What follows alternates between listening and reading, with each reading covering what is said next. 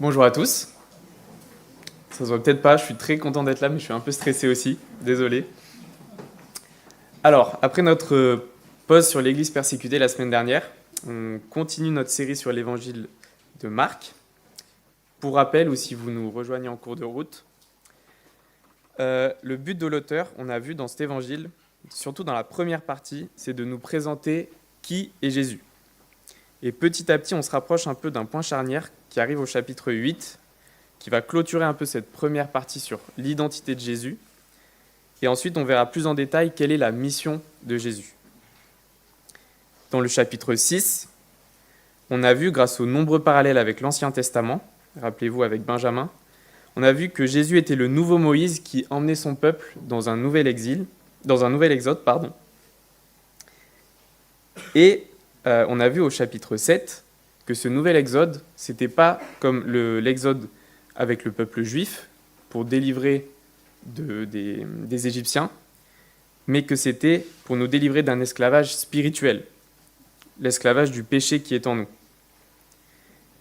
Et pour être libéré de cet esclavage, on avait vu avec Aurélien que la tradition, les bonnes œuvres, le respect de la loi, ou même comme les pharisiens le faisaient, ils s'imposaient des règles supplémentaires. En fait, tout ça, pour être sauvé, c'est inutile. Alors du coup, avant ce passage, on peut se demander, dans ce cas, même si les Juifs ne peuvent pas être sauvés en faisant ça, qui peut faire partie du peuple de Dieu? Alors je vous invite à prendre Marc 7, verset 24. Donc, prenez vos Bibles, on va lire du verset 24 du chapitre 7 au verset 9 du chapitre 8.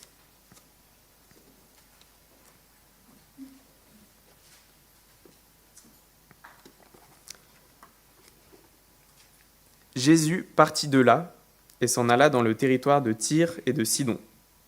Il entra dans une maison, désirant que personne ne le sache, mais il ne put rester caché, car une femme, dont la fillette avait un esprit impur, entendit parler de lui et vint se jeter à ses pieds. Cette femme était une non-juive d'origine syro-phénicienne. Elle le pria de chasser le démon hors de sa fille. Jésus lui dit « Laisse d'abord les enfants se rassasier, car il n'est pas bien de prendre le pain des enfants et de le donner aux petits chiens. » « Oui, Seigneur, répondit-elle, mais les petits chiens sous la table mangent les miettes des enfants. » Alors il lui dit « À cause de cette parole, tu peux t'en aller. Le démon est sorti de ta fille. » Et quand elle rentra chez elle, elle trouva l'enfant couché sur le lit. Le démon était sorti. Jésus quitta le territoire de Tyr et revint par Sidon vers le lac de Galilée, en traversant la région de la Décapole. On lui amena un sourd qui avait de la difficulté à parler et on le supplia de poser sa main sur lui. Il le prit à part loin de la foule, lui mit les doigts dans les oreilles et lui toucha la langue avec sa propre salive. Puis il leva les yeux au ciel, soupira et dit « Ephata », c'est-à-dire « Ouvre-toi ». Aussitôt, ses oreilles s'ouvrirent, sa langue se délia et il se mit à parler correctement. Jésus leur recommanda de n'en parler à personne, mais plus il le leur recommandait, plus il le proclamait. Rempli d'étonnement, il disait « Il fait tout à merveille, il fait même entendre les sourds et parler les muets. » Ces jours-là, une foule nombreuse s'était réunie et n'avait pas de quoi manger. Jésus appela ses disciples et leur dit « Je suis rempli de compassion pour cette foule, car voilà 3 jours qu'ils sont près de moi et ils n'ont rien à manger. Si je les renvoie chez eux à jeun, leurs forces leur manqueront en chemin, car quelques-uns d'entre eux sont venus de loin. » Ses disciples lui répondirent « Comment pourrait-on leur donner assez de pain à manger, ici, dans un endroit désert ?» Jésus leur demanda « Combien avez-vous de pain ?» 7, répondirent-ils. Alors il fit asseoir la foule par terre, prit les 7 pains, et après avoir remercié Dieu, il les rompit et les donna à ses disciples pour les distribuer. Et ils les distribuèrent à la foule. Ils avaient encore quelques petits poissons, Jésus les bénit et les fit aussi distribuer. Ils mangèrent et furent rassasiés, et l'on emporta 7 corbeilles pleines des morceaux qui restaient. Ceux qui mangèrent étaient environ 4000. Ensuite, Jésus les renvoya.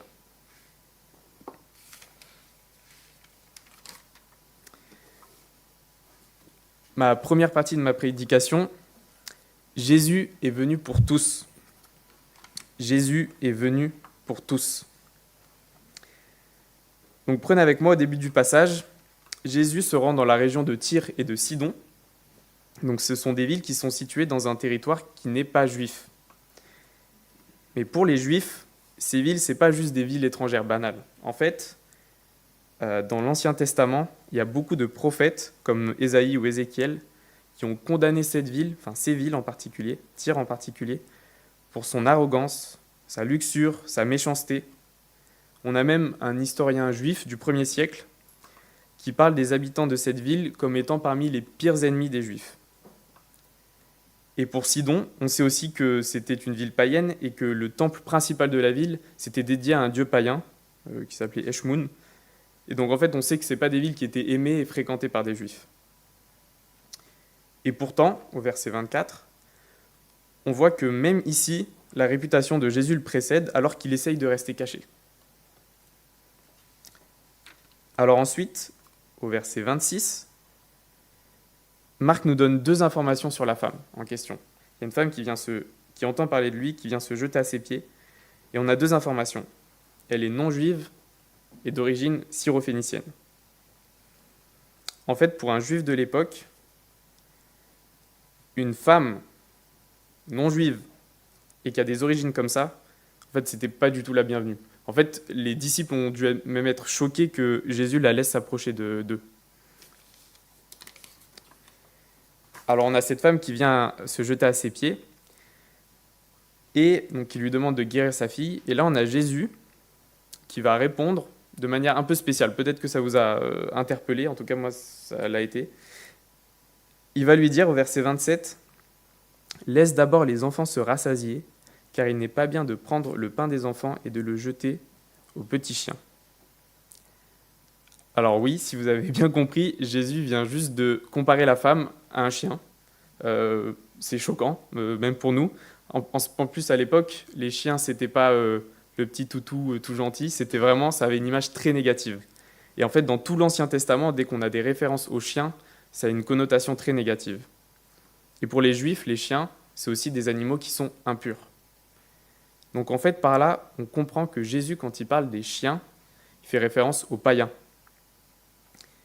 Alors oui, c'est choquant, ça reste choquant, mais en fait, ici, Jésus, il emploie un langage que peut-être on se serait attendu qu'un juif parle comme ça des païens, surtout avec de telles origines dans ce contexte-là. Alors non, Jésus n'est pas raciste, mais il va volontairement provoquer, faire réagir la femme. Ici encore, dans cette phrase, les enfants dont il parle, ce sont les Juifs, ce sont les héritiers de la promesse qui a été faite à Abraham. C'est le peuple que Dieu a choisi pour se révéler à travers la loi, à travers toutes les promesses et par l'intermédiaire des prophètes. C'est un peu les héritiers légitimes en quelque sorte. Et le pain, dans cette phrase, on sait aussi dans les évangiles que c'est une image qui est vachement utilisée par Jésus. Dans Jean au chapitre 6, d'ailleurs après la première multiplication des pains, là on en a vu une deuxième, il va dire « c'est moi qui suis le pain de vie ». Donc en fait il parle de lui-même. Donc à travers cette parole, Jésus dit qu'il est venu en priorité pour annoncer la parole aux Juifs, ceux qui connaissent la loi, qui connaissent les promesses qui ont été transmises parmi les prophètes, et du coup qui s'attendent à l'arrivée du Messie, parce qu'ils connaissent la parole de Dieu, ils la connaissent. Et du coup, Jésus, là, en arrivant, il est en fait dans la continuité de l'œuvre de Dieu. Il se concentre d'abord sur son peuple, sur les Juifs. Alors nous, on comprend ça avec le contexte, avec notre recul, mais imaginez-vous pour la femme qui est arrivée devant lui, et qui se prend une réaction comme ça. Comment vous auriez réagi ? Par exemple, vous entendez parler qu'il y a votre artiste préféré qui vient, là, vous voulez aller lui demander une dédicace, vous arrivez devant lui, et là, il vous insulte gratuitement. Comment vous auriez réagi ? Peut-être que vous l'aurez embrouillé, ou peut-être que juste vous lui aurez pas demandé d'autographe, mais en tout cas, peut-être que vous l'auriez un peu pris personnellement. Mais ici, contre toute attente, on le voit au verset 28 avec la réponse de la femme. On va la relire. « Oui, Seigneur, lui répondit-elle, mais les petits chiens sous la table mangent les miettes des enfants. » en fait, cette femme a tellement faim qu'elle est prête à prendre la moindre chose que Jésus peut lui donner, même les miettes. Et en fait, elle passe outre son statut de chien. Elle se reconnaît, oui, qu'elle ne fait pas partie du peuple juif, mais elle dit à Jésus, mais en fait, donne-moi des miettes, ça me suffit.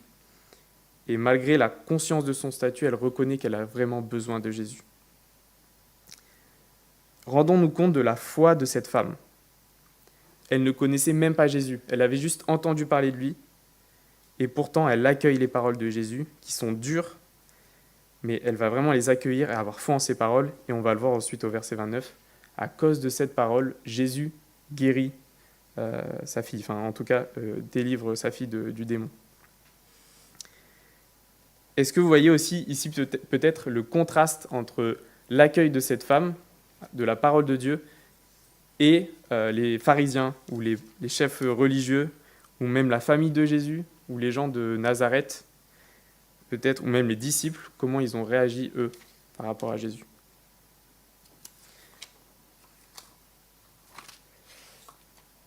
Alors on arrive dans la deuxième partie. Jésus est le Messie promis. Il est celui qui ouvre les oreilles et qui fait parler les muets. Alors, du coup, on suit. Je me suis perdu. Jésus quitte la ville de Tyr pour se rendre au lac de Galilée et il va traverser la région de la Décapole. Alors, la Décapole, c'est une région de 10 villes, Décapole, on comprend, qui étaient des villes grecques, assez prospères à l'époque. Et en fait, on comprend ici que c'est aussi un territoire païen.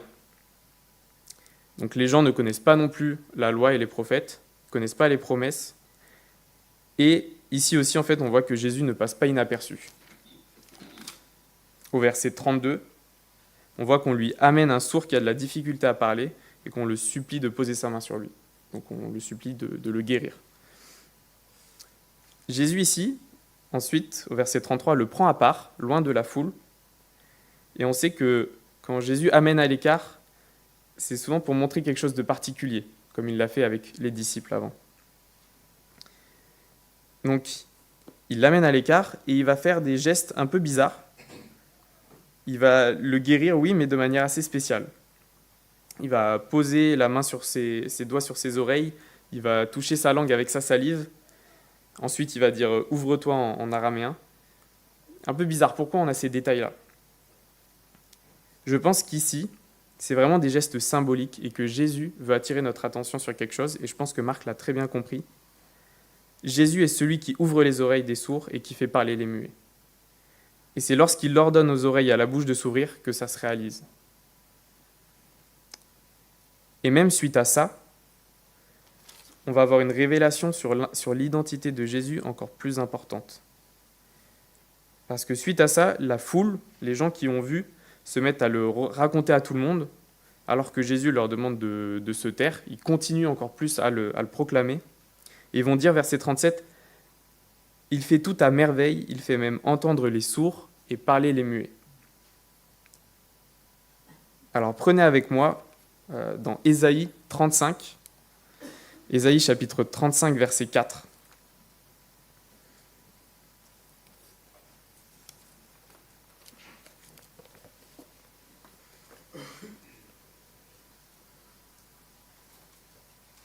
C'est Ésaïe qui parle de la venue prochaine du Messie, quand Jésus va revenir pour sauver son peuple. Enfin, Dieu reviendra lui-même pour sauver son peuple.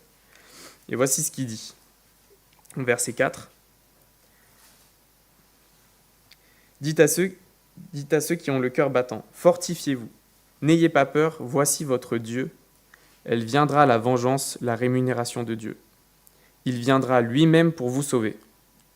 Alors les yeux des aveugles seront ouverts, les oreilles des sourds seront débouchées. Alors le boiteux sautera comme un cerf, et la langue du muet lancera des cris joyeux.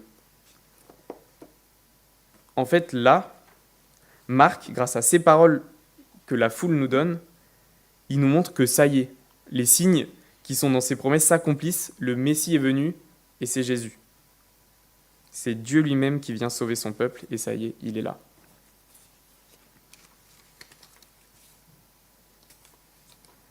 Troisième partie, Jésus est venu rassasier tous ceux qui ont faim.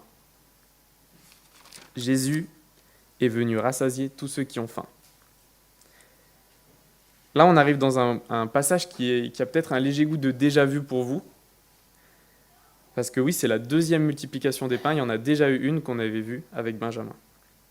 Alors, lors de cette première multiplication des pains, on avait vu, grâce à tous les parallèles que Marc nous donne entre cette multiplication des pains et l'épisode de l'Exode dans l'Ancien Testament, que par ce miracle, Jésus se présentait comme un nouveau Moïse, un nouveau Josué, et qu'il emmenait son peuple dans ce nouvel Exode.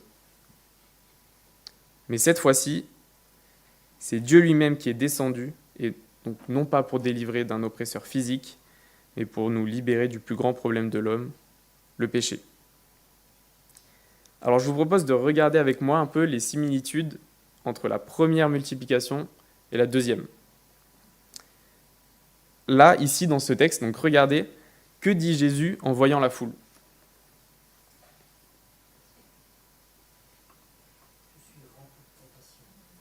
Ouais, au verset 2, « Je suis rempli de compassion », comme il avait dit lors de la première multiplication des pains. Ensuite, dans quel environnement il se trouve ? Dans quel lieu il se trouve ? Ouais, dans le désert, on le voit au verset 4. Ils sont dans un endroit désert, comme lors de la première multiplication. Qu'est-ce qu'ils ont mangé ? Facile. Du pain et du poisson. Est-ce que les gens ont mangé à leur faim ? Ouais, on voit au verset 8 qu'ils ont été rassasiés, encore une fois, comme lors de la première multiplication des pains. Et même, est-ce qu'il reste encore à manger ?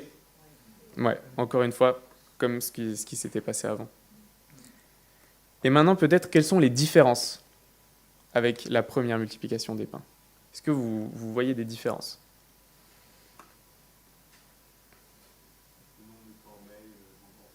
Ouais. Oui, c'est vrai. Le nombre de personnes aussi. Est-ce que vous voyez une autre différence qui peut-être n'est pas explicite dans ce texte ? C'est majoritairement des non-juifs. Merci Aurélien, c'est bien. Oui, là, ici, cette multiplication des pains, elle a lieu dans un lieu non-juif. Du coup, c'est majoritairement des non-juifs qui vont bénéficier de ce miracle. Il y a même Marc, quand il désigne les corbeilles qui restent à la fin, qui utilise un autre mot qu'il avait utilisé pour la première multiplication des pains, pour désigner les paniers, un mot en fait qui est moins employé par les juifs. Donc on comprend bien que là, c'est des non-juifs qui bénéficient de ce miracle.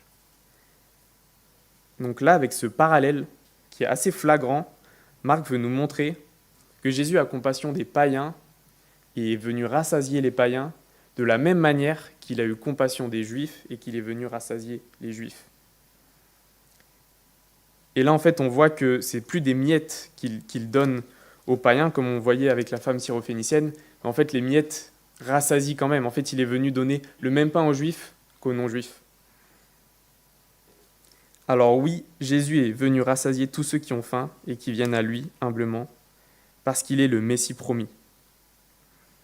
En fait, dans ce passage, on voit que Jésus réalise le début de l'accomplissement de la promesse de Dieu faite à Abraham en Genèse 12, où il dit « Je ferai de toi une grande nation, je te bénirai, je rendrai ton nom grand, tu seras une source de bénédiction.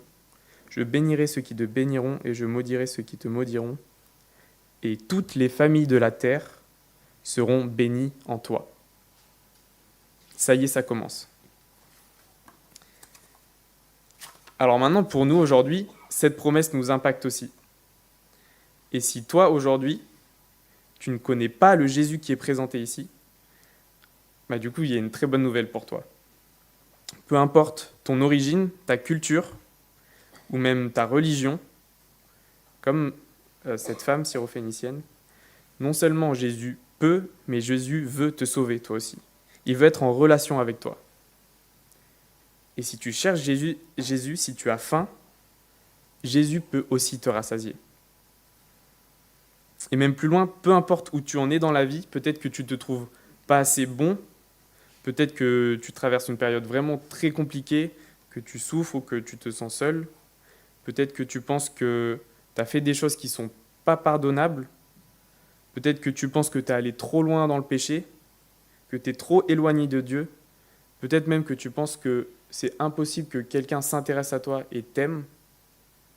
Mais sache que, comme on le voit ici, Jésus a compassion de toi. Il t'aime et il t'appelle personnellement. Et pour être sauvé, il te suffit juste de croire avec foi qu'il est bel et bien ce Messie et que c'est lui qui a réglé le problème du péché en allant mourir à la croix à ta place. Et pour le coup, si tu veux en savoir plus sur ce Jésus, que ça t'a interpellé ce passage, je t'invite vraiment à te rapprocher des gens peut-être de l'Église pour aller poser des questions sur qui est Jésus et sur peut-être ce qu'il a fait dans la vie de chacun. Et pour la plupart d'entre nous, aujourd'hui, qui connaissons déjà Jésus, premièrement, soyons reconnaissants. Soyons reconnaissants d'être au bénéfice des promesses de Dieu. Quelle grâce pour nous d'être inclus dans sa famille. Et j'ai bien aimé la prière de John tout à l'heure, qui a repris donc, les paroles de Paul dans Éphésiens 2. Je vais le reprendre. Il dit au verset 12 du chapitre 2, dans Éphésiens, « Souvenez-vous qu'à ce moment-là, vous étiez sans Messie, exclus du droit de cité en Israël, étrangers aux alliances de la promesse, sans espérance et sans Dieu dans le monde. Mais maintenant, en Jésus-Christ, vous qui autrefois étiez loin, vous êtes devenus proches par le sang de Christ. » Rendons-nous compte de la grâce que Dieu nous fait de rejoindre sa famille. Non pas parce qu'on le méritait, mais parce que lui a eu compassion de nous. Alors vraiment, réjouissons-nous et soyons reconnaissants pour ça. Et encore une chose, je pense que c'est un peu ce qui m'a le plus interpellé dans ce texte. J'aimerais nous poser une question. Est-ce que je suis ou est-ce que nous sommes toujours rassasiés en Jésus ? Est-ce qu'au quotidien, dans ma vie, est-ce que je vis comme une personne qui est rassasiée en Christ ? Ou alors est-ce que je vis en me contentant du minimum ?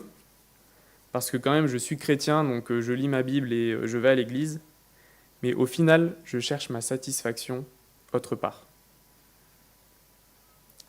Peut-être que c'est dans le travail, dans la réussite, dans l'argent, dans le confort, dans ma sécurité. Peut-être que c'est plus dans mes relations, dans ma famille, dans mon couple, dans mes amis, peut-être dans les loisirs, sur les réseaux, sur ma renommée. Mais est-ce que je suis prêt à ce qu'on m'enlève une de ces choses ? Est-ce que si on m'enlève une de ces choses, je peux toujours dire « Christ me rassasie » ? Pas facile comme question. Moi, personnellement, je sais qu'il y a des moments dans ma vie où en fait, Dieu m'a juste enlevé des choses pour que je comprenne où est-ce que je trouvais ma satisfaction. Quand j'étais en première année d'études, par exemple, je faisais beaucoup de sport et à un moment donné, je me suis juste cassé le poignet. Et en fait, tout ce que je faisais, donc je faisais plein d'entraînements, je me suis rendu compte que je ne pouvais plus le faire. Et là, ça m'a mis une première remise en question sur « Ah oui, si j'ai plus le sport, est-ce que je suis toujours bien ? Est-ce que j'ai toujours la joie ? Est-ce que je vis encore comme quelqu'un de rassasié ?» Et plus récemment, comme maintenant ça fait 2 ans que je travaille, je commence à gagner un peu plus d'argent, ce que je n'avais pas avant. Et du coup, Dieu a commencé à me travailler là-dessus, en me disant « Qu'est-ce que tu fais de ton argent ? Est-ce que c'est vrai, tu travailles vraiment pour ça ? Est-ce que dans ta vie, tu vas mettre ça en premier ou pas ?»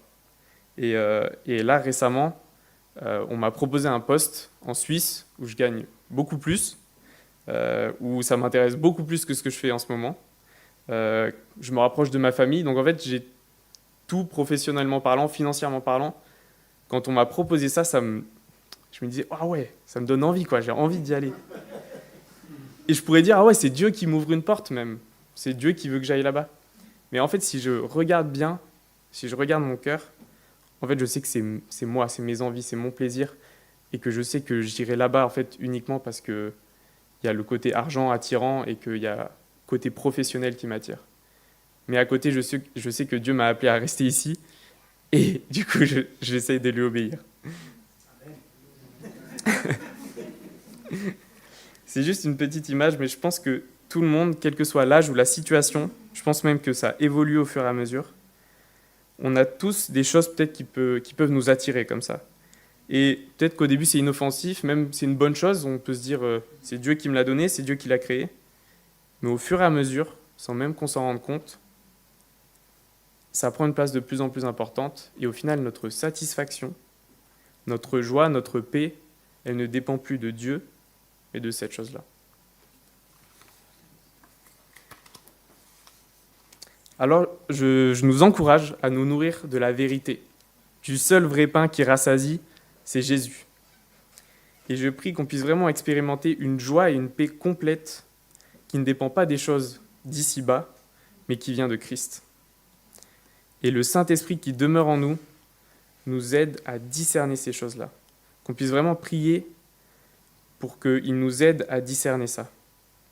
Et qu'on puisse vraiment demander pardon si on voit qu'il y a des choses dans nos vies qui peut-être ont une place trop importante. Et qu'on demande à Dieu qu'on puisse trouver notre plaisir en lui seul, peu importe les circonstances. Et pour ça, je vous propose de prendre un petit temps de silence pour s'examiner, un temps de prière, et que chacun puisse vraiment demander à Dieu que le Saint-Esprit nous révèle peut-être où est-ce qu'on cherche notre satisfaction. Si on creuse bien, où est-ce que vraiment on cherche notre satisfaction. On peut prendre un petit temps de silence et je conclurai ensuite par la prière.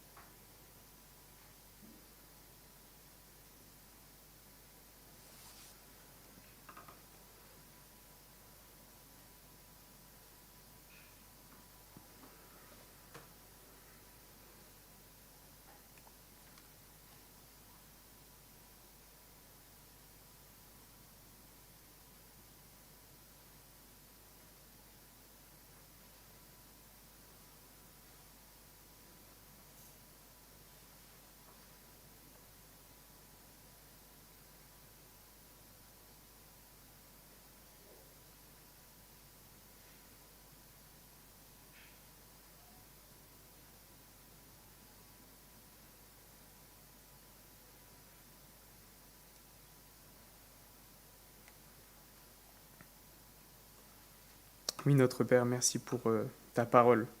Merci parce que ici encore on voit que tu es le Messie venu pour tous, sans exception. Merci parce que tu as compassion de nous et que tu es venu nous rassasier. Je prie vraiment pour tous ceux qui ne te connaissent pas encore, qu'ils puissent vraiment saisir cette vérité et que tu puisses vraiment leur ouvrir leurs oreilles et qu'ils puissent comprendre que tu es venu mourir sur la croix à leur place.